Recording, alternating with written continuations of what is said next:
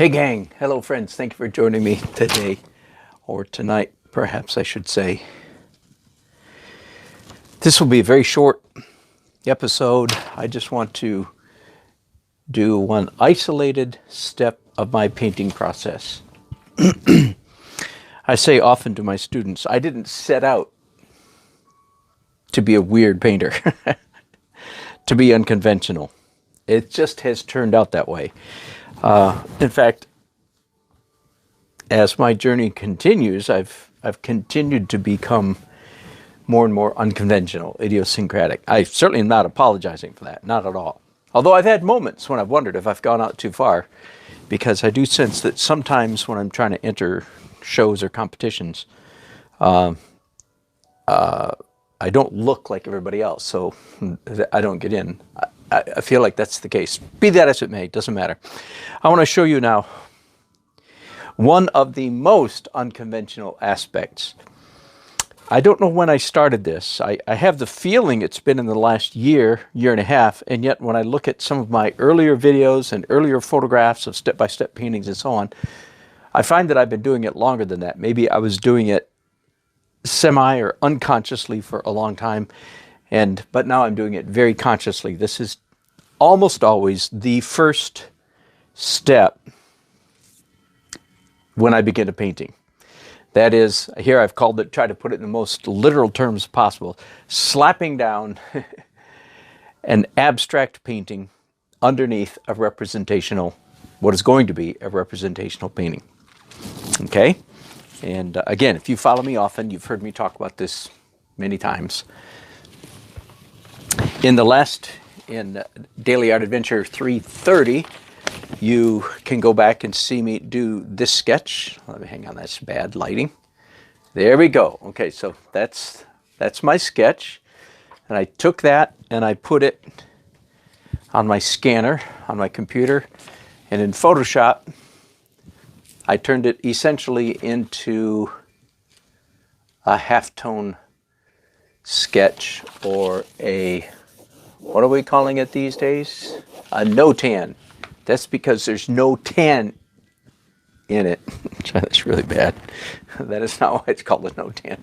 I believe it's a Japanese word. Anyway, so that is the sketch that I'm operating from. Here is the photograph. Okay, so this is a slightly different angle at the house and so on and so on and so forth. So I'm going to stick this up here where I can look at it carefully. And let me show you then, with this in your field of vision, what I mean by slapping down an abstract painting. The first thing I'm looking at, first of all, the color. Now, this is not a good photograph because it's all green. So my painting is going to have more color than that. But still, I expect that the foreground, which is grass, is largely green, and the trees around it is mostly green. Now, of course, with the sun, I've got much more dramatic light hitting this than is in the photograph. So that will be a warm light, yellow-orange light hitting a white house. So those are the colors I'm looking at. Green, warm, possibly cool, bluish grays on this side of the house. So what I want to do, first of all, is do an abstract painting that is essentially the opposite of this. So let's start with the easy part. Lots of green. What's the opposite of green? Red, right? So I'm going to do something red. Now, do I want to add purple to that or orange? Nope, I want to add purple. So I'm putting purple and red on these wonderful 4-inch brushes. Besides doing the opposite color, I also want to do opposite shapes. So I don't want to make any marks that are consistent with the shapes that are in the painting are looking up here, okay? I don't want to do any marks. I want this abstract to go across, to cut across the grain. Okay, so the very first thing I'm going to do is start up here in the upper right-hand corner and just do a big red swashy, swooshy thing like that. Now I'm going to go ahead and get some orange, because if this area down here is grass, then grass, some in shadow, some in light, some in light, some in shadow,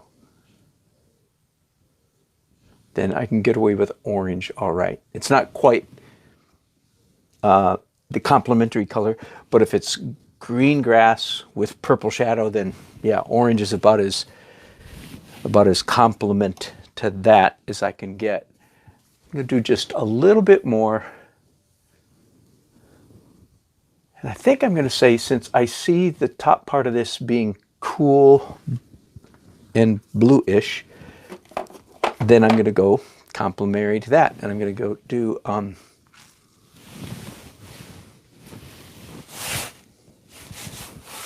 yellow. I still had a lot of orange on my brush, of course. So it's a very, very warm orange. I mean, very, very warm yellow, I mean to say. Now, if I were outside or in my normal studio, I would haul back at this point and really spatter. That's enough. Spatter some paint on there. So that's good enough. There you go. I am finished. Now, I don't usually give a lot of commentary to my abstract paintings. And first of all, let me tell those of you who don't know me very well, the great majority of my artwork is representational. But I have a strong subtext, sub-theme, career of abstract paintings. I love abstract paintings. No. Let me say that. I love doing abstract paintings. That's what I should say. Do I love other people's abstract paintings? I'm going to be mean, nasty, and whatever right now, because I'd like to change the art world. The answer is usually no. Most of the time I don't like abstract paintings. Why? Because I find that most abstract painters don't really know what they're doing.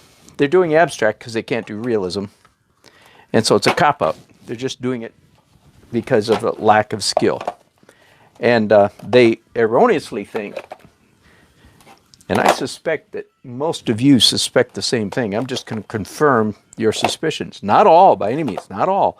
But most think that all you have to do abstract paintings, all you do is stand in front of the canvas and just do anything. Throw paint around. Just do whatever you feel like doing. Express yourself. Those are the bad abstract painters, in my not so humble opinion, I'll confess. I am a card-carrying abstract painting snob, because I believe there's such a thing as good abstracts and bad abstracts. There's 6 categories of abstract painting, and I don't have them on the top of my head. Material-focused, composition-focused, kinesthetic-focused, image-focused, and then 2 more that I'm not remembering. I have a document. I teach it. I love teaching it. It's just I'm not pulling up all 6. And then you could say, well, which one is the best? My answer is, and then I missed, here's one, is accident-focused or chance-focused. Now, you didn't catch all those, so kinesthetic, composition, material, image. What is an image-focused abstract painting? That's when you take images, like I would say even Andy Warhol's Marilyn Monroe. Is that a painting of Marilyn Monroe? No, not really. Not really. He's just using her face as a part of an overall. But I'm probably getting in trouble too much trouble for saying that. image focused, and then there's accident. And I have accident here, right? That's what the spatter is. That's what the drips are. That's chance. I'm not controlling that. Okay, so I'm a card-carrying snob. And some of you are going, yeah, that's what I always thought. And then some of you are going, I am so offended. Learn your chops, study, get good, and you too can do good abstract paintings. But they don't happen by being ignorant. They happen by knowing what you're doing. Okay, so I just want to point out, I'm not going to say that this is like the greatest abstract painting in the world, or that it's worth $1 million, or that it's sheer genius. Nah, none of that. But I am going to say it's a pretty good abstract painting. Not very developed, not very, it's fairly quick, as you saw. What makes it good? I'll give you a couple.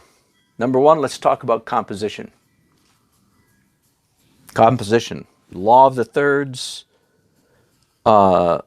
simple shapes, readable shape, discernible shapes. Here there's kind of an overall U shape to this, or an X shape. I could go on and on about composition. Let's talk about texture. A good painting is mostly smooth with a little bit of rough, or mostly rough with a little bit of smooth. Which is this? The answer is mostly smooth, because all the white is smooth, so majority smooth, minority rough. Back to composition. Here's a 1/3. Even I got a line there and a line there, but generally speaking, if you took the average, it's about 1/3. Same thing here. The weight, the horizon in this painting, it's not here. It's right about here. Those are not accidents. This is a kinesthetic focused abstract painting. Kinesthetic means movement, human movement. Movement of arms and limbs and body. You can tell that a human being stood here and made movements. And the movements that he, in this case me, the movements that he made were bold, joyful, confident, happy, celebratory, as opposed to insecure, tormented, oh, forgive me for living. There's none of that. It has a feeling of exuberance about it, because that's how I feel. Now, by the way, you don't have to be in a good mood to paint. Okay? Van Gogh taught us that. You don't have to be in a good mood, but your painting brain, the painting party brain, has to be in a good mood. That's a whole can of worms. I'm sorry I opened it. I'm not going to close it tonight. So there's joyful motion, movement. There's just enough, in my opinion, just enough accident, chance, that our brain finds it interesting, the way these colors are running together. Okay, so far I've given you 3 good things, and there are more. Color. First of all, this is all warm. I suppose if I wanted to make it a slightly better, hang on just a second, I already put my paints away, but if I wanted to make it a slightly better abstract painting, let's do that right now. So I'm picking up a smaller brush, getting some phthalo blue. There we go. That's all I need to do. Now it's a better abstract painting. Why? Because it's mostly warm with a little bit of cool. Before that, it was just all warm. There's texture, tension balance, color, tension balance, composition, tension balance, chance versus control. I'm saying tension / balance. There's a tension and a balance. When I do an abstract painting, you remember this painting is going to be, here's the black and white no tan image, and here's the photograph. Okay, so it's a combination of those two. It's going to be a picture, if you will, a painting. Anyway, never mind. I hate the word picture. I like the word painting. It's going to be a painting of this object, more or less. And some of this is going to show through. Now, here's the funny part. When I'm finished with this painting, I don't know right now which parts are going to show through. I have no idea. I don't try to predict. You heard I try to do opposite. It's going to be green, so it's up here, so it's red. It's going to be green in shadow down here, so it's orange. This is just, the blue is there just to make this a more interesting composition. There's going to be some cool shadows up here, so I did warm up there. I don't know which of these marks are going to show. That's why it's important to me that this be a good painting. In other words, this is not ugly. This is attractive. Therefore, anything that shows through in the final painting is going to look good. That's all I'm going to say about that. I think, I hope that's helpful. You don't have to paint like me, but I invite you to give it a whirl. This to me is one of the main breakthroughs in my painting in the last 3 or 4 years. Maybe it's the last 2 years, I don't remember, is understanding this concept. Slap or splash, I use both of those words because of the nature of the way that I do it. Slap a beautiful opposite abstract painting. What I mean is opposite to the final image. Slap down an abstract painting that's contrary, cross-grain to the picture, and you'll see if when I post the final painting, you'll say, oh yeah, I still see a little bit of that or that, and it'll be to die for, as they say. It'll be beautiful. Okay, that's all. Got to go. Let me look at chats here. Hang on. Thank you guys for.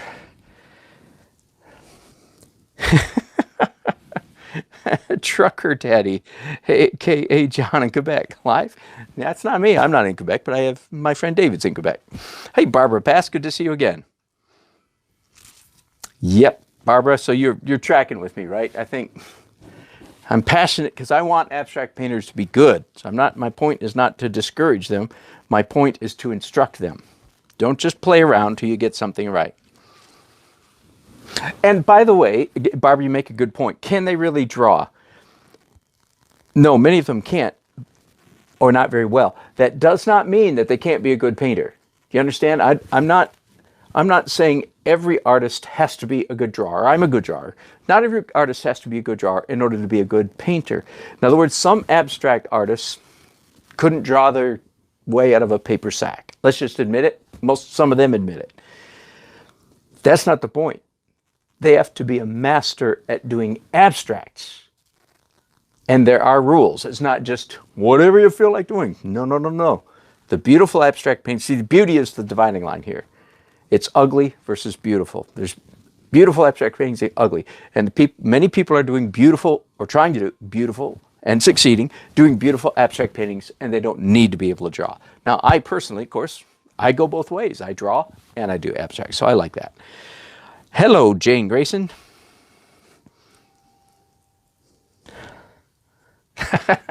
Jane, how many of my abstracts do you own? Just one? Seems like a couple. 2, 3? Anyway, Jane, my friend Jane, has some of my abstracts, and she's looking forward to commissioning me for a representational. Thank you, Jane. Appreciate that. Jeremy, thanks for giving it a try. That's all. I mean, last October, I did a painting in the style and the technique of Mike Rooney. I'm not going to do it again, but I'm glad I did it one time. And I've incorporated a little bit. So that's what I would say, Jeremy. Don't try to do what I do. Just take little bits of what I do that fit you right now. Okay? You don't have to paint like me. Of course you can. We can't paint like each other. But just take a little bit. The part that really stuck or worked for you. Thanks for trying it, though. That's good for you. Good. And Jeremy will try it again. All right. Thanks, guys. Appreciate it. I'm assuming all of y'all have subscribed and hit the bell so you know when I'm going to broadcast again. Thank you for joining me. It's late at night here. Tomorrow, I will be broadcasting, unless I have huge technical issues, I'll be broadcasting from Chapel Hill, North Carolina, painting outdoors at a bridal show all day long. And I'll broadcast as much of that as I can. So thank you very much. Have a good night. And talk to you soon. Bye-bye. And Jane owns more than 10. Okay. I thought so, Jane. I didn't want to say. Bless you. Hope you're enjoying them. I think she is. Thanks, y'all. Oh, wait. Here's another. Okay, come on. Y'all, I need to stop chatting so I can hang up here. But no, I love it. I love it. Barbara, where are you going to be located? Oh, at Carolina Inn.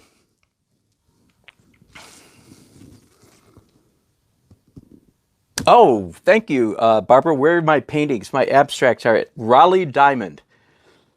That's just look up Raleigh Diamond. Huge, beautiful store. Of course, beautiful because it's got my artwork in it. I'm kidding, but it is a beautiful store anyway. So thank you. When you come to town, please do check it out. And of course, they're all for sale. All right, thanks, y'all. Bye bye.